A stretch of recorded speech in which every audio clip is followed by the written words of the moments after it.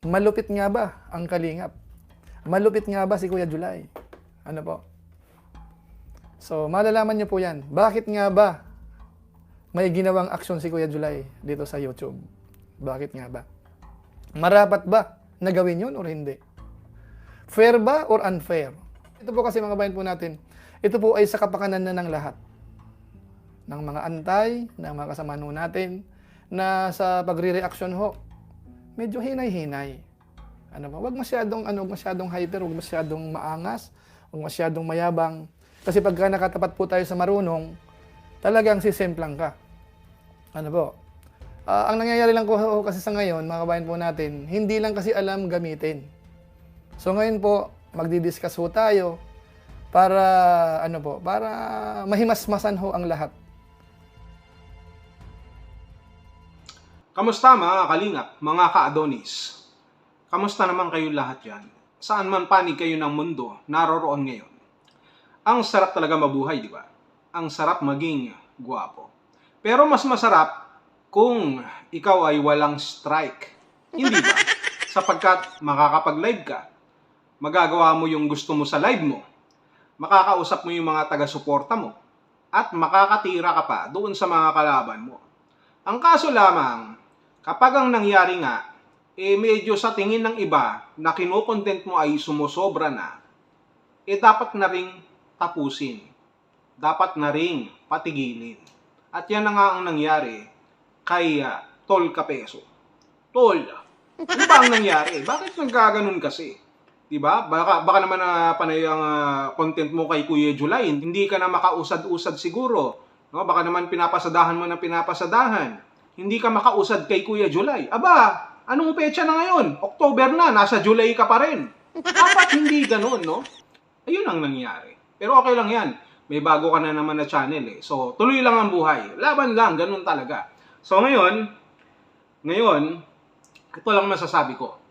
Hindi lamang si Kapeso, pag nagkataon dito ang maaapektuhan. Maghihigpit ang Kalingap sa pagpasok ng panibagong taon at magsisimula yan bago matapos ang taon. Sa makatuwid, kung mayroon dyan na mga walang kasawa-sawa na magko-content sa Kalingap na may halong paninira na hindi naman namin kayo inaano, no? Hindi naman namin kayo inaaway, panay pa rin ang paninira nyo. Panay pa rin ang malicious content nyo. Kaya kahit na gumamit kayo ng video ng Kalingap, no? Kahit na ilang minutes pa yan, ng thumbnail o kung ano man yan, kung hindi naman sumusobra ang inyong mga pagpuna, no? Ang inyong sinasabing pag-criticize, wala tayong magiging problema. Walang magiging strike. Okay lang yan na mayroong criticism, no? Mayroong mga pagpuna, mga opinion nyo. Pero kung dun sa pagkakataon na nakakasira na at hindi na maganda, dapat na yang tapusin. Kaya nga dito sa pagpasok ng October 2025, na dapat sana nasa October na, itong si Kapeso, nasa July pa siya, ayun, na-strike, dapat ang pinagtutuunan natin pansin ngayon, yung apat pa na mga Kalingap basher. Sino kaya sa kanilang apat ang susunod sa yapak ni Kapeso? Si Joel Salcedo ba? Si Federico, Tatay Pedring. Aba, pag nagkataon makukulong na siya, strike pa siya. Grabe, no? Violente rin to. Talagang sadista din siya sa sitwasyon niya, no? Wala na siyang gustong gawin na maginhawa sa kanyang buhay. Ewan ko ba, Tatay Pedring. O kaya naman si Rowan Name, si Reyna's Community. Alin sa kanilang apat? So, dito muna tayo kay Joel Salcedo. Bro, Joel Salcedo, kamusta na? Balita ko wala nang balita sa'yo Joel Salcedo, wag mo kasing masyadong galingan. Lahat na lang pinapakialaman mo sa Kalingap. Baka naman dahil sa sobrang mong pagiging perfectionist, no? Dahil ikaw ay kapitan na hindi makapit-kapitan at hindi masandalan, baka naman lumampas ka na sa langit. Hinay-hinay lang ng konti. Bakit ba kasi puro Kalingap ang pinupuntiryan nyo? Ang dami naman dyan na iba. Bakit yung iba hindi nyo mapuna? Bakit yung iba hindi nyo ma-content? Marami kang against na nakikita sa Kalingap na ayaw mo, kaya hindi ka makamove on. Kaya lahat ng mga lumalaban sa Kalingap o aalis sa Kalingap ay sinasalo mo. Dapat pala ang pangalan mo ay Joel Salcedo. Dapat ganun. Ikaw ang susunod na tatanggap ng YouTube strike button pag nagkataon, Joel. Ang galing-galing mo naman pala Joel Salcedo. So, mag-content ka lang, okay lang yan. Huwag ka lang masyadong sosobra dahil baka sa susunod, kayong top 4 dito na Kalingap bashers for YouTube strike ay baka ikaw ang manalo. Baka ikaw ang makakuha ng premyo. Joel Salcedo, kung wala ka namang ginagawa, hindi ka dapat matakot at hindi ka mananalo. Okay lang yan. So, dito naman kay Tatay Pedring. Tatay Pedring, ano na? Akalain mo yun? Makukulong ka na lang pag nagkataon wala ka pang channel. May strike pa yung channel mo. Ha? O, paano ka makakapag-live ngayon yan pag nagkataon na na-strike din ang channel mo? Ano? Ano sasabihin mo? Mag-PM na lang tayo, sasabihin mo sa mga viewers mo. O baka naman hindi viewers, baka sponsors. Di ba, Rowie Name? Di ba, Reyna's Community? Baka naman pag hindi ka na nakakapag-live dahil na-strike ka i-PM mo na lang ng i-PM ulit yung mga sponsor, di ba? O ano, paano ngayon yan? Gagawa ka uli ng channel. Tapos sasabihin mo na naman, pagkalipas ng 3 araw lamang, meron na akong YouTube channel at ako ay monetize na ulit na hindi nagawa ng aking mga kasama. Kaya eto na naman ako. Ginoo. Huwag kang managinip, Tatay Pedring. Kasi dahil sa mga paninira mo na yan, hindi pag-uusapan dito kung meron kang thumbnail, kung meron kang ginamit na video or wala. Kapag hindi maganda ang tabas ng iyong dila at pati tabas ng iyong muka, ipapatabas din namin at i-strike ang iyong channel. Pero kung magtitinu ka naman, okay lang yan. Magdadadakdak ka dyan. Dahil kailangan mo yan pandagdag din naman sa pampiyansa mo pag nagkataon. Dahil baka sa susunod, wala nang mga sponsor ang magtiwala sa'yo. Ayaw na nila sa'yo kasi nga hindi ka na nila susuportahan. Kasi nga, binuking ka na ni Reyna's Community. Tapos may gana ka pang manira sa Kalingap. May gana ka pang tumira ng tumira. O ngayon, pag kami naman ng tumira, strike ka ngayon. Kaya siguro, isa ka rin sa malakas na kandidato para ma-strike sa susunod. Pag nagkataon na. Kung hindi ka magbabago Federico kung hindi ka maghihinay-hinay. O ngayon, dito naman tayo kay Rowie Name. Isa pa to. No? Rowie Name, bakit ba type na type mo ko? Ano ka ba? May gusto ka ba sa akin? Sabihin mo na lang. Kasi parang trip na trip mo ako Lagi mo akong sinasabihan na bakla Parang ang gusto mong mangyari, gusto mong patunayan na hindi ako bakla.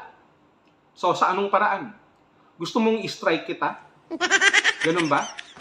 Pero huwag kang mag-alala. Mabait naman ako Na kahit na anong paghahabol mo sa akin, dahil mga pangit yung mga kasama mo, at kahit kung si Federico man ay pinatulan mo, yak, hindi.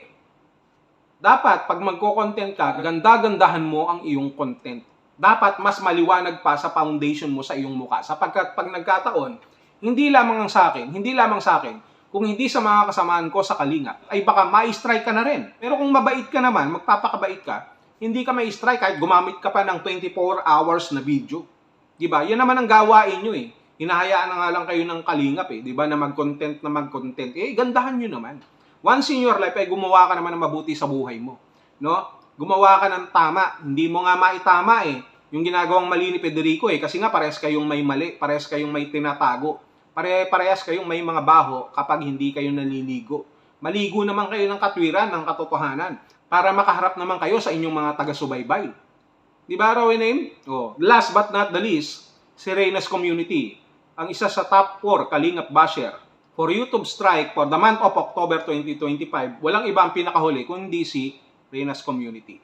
Si Reyna's Community na walang mukhang maipakita dito sa social media. May naipakita man, pasilip-silip lang. Ginawa pang salamin yung kanyang live. At hindi lamang yan, nakita na rin namin ang kanyang muka.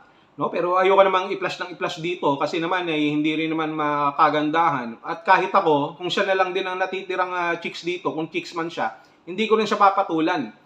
No, hindi ako pumapatol sa mga ganyang klaseng babae, kung babae man siya. Ang dami ring sinasabi niyan sa Kalingap na akala mo napaka-tuwid napaka-makatwiran si Reyna's Community. Nakala mo kung gaano siya talagang ka-concern kay Reyna. Kung sa tingin mo dinudugasan kayo ni Federico, bay sabihin mo, no, magkaisa kayo, hindi yung ikaw lang. Kasi ang nangyari dito, ikaw lang ang pumupuna diyan, tapos yung kadikit mo na si Rowie Name walang balak po na yun si Federico, pinupuri pa yata si Federico na he's a gentle, ganyan-ganyan. Yung mga ganun ba? No, na pagsasalita, no, wala siyang masabi, hindi kayo nagkakaisa. Kaya ngayon, Reyna's Community, Ang ginagawa mo dahil hindi mo totally mapuruhan yan si Federico, nagko-content ka pa rin sa Kalingap. Di ba? O pag nagkataon, may strike ka rin sa mga pinagsasabi mo. Pag nagkataon, So, depende na lang sa inyo yan. Kung wala namang basihan para kayo ay may strike, huwag kayong kabahan. Tignan mo na lang yung mga katabi mo. Diba? Tignan mo na lang. Hindi dating pinag-uusapan dito yung video na gagamitin or whatever. Ang pag-uusapan natin dito, kaya kayo may strike, kaya mauubos ang pasensya ng Kalingap sa inyo, ay dahil sa mga pinagsasasabi nyo na paninira. Yun lang yun. Kaya sino kaya dito sa apat na ito ang tatanghalin, ang susunod sa yapak ni Kapeso? Si Joel Salcedo kaya? Si Federico? Si Rowenen? O si Reynas Community? Nasa inyo po ang pagpapasya, mga Kalingap at mga Kalingap basher, kung sino ang susunod na may strike for the month of October 2025. Yan.